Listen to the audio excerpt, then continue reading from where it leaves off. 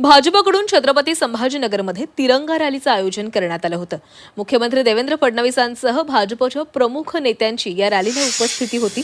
मुंबईतील तिरंगा यात्रा अतिविशाल होती. पुण्यातील यात्रा त्याहूनही मोठी होती. मात्र छत्रपती संभाजीनगरनं आज या दोन्ही यात्रांचे रेकॉर्ड तोडलेले आहेत. संभाजीनगरमध्ये केवळ तिरंग्याचं वादळ पाहायला मिळत आहे असं फडणवीस यावेळी म्हणाले.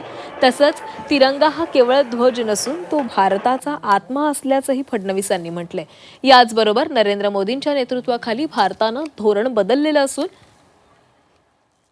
वाकडी नजर केल्यास घरात घुसून मारण्याची ताकद देशानं दाखवून दिल्याचंही ते म्हणालेले आहेत.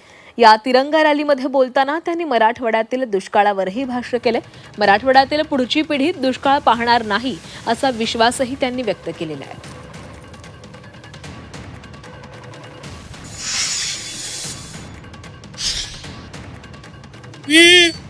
या भारताला एक कमजोर देश म्हणून पाहिलं जायचं आणि आतंकवादी यायचे, बॉम्बस्फोट करायचे आणि निघून जायचे आणि भारत केवळ निषेध करायचा, धिक्कार करायचा.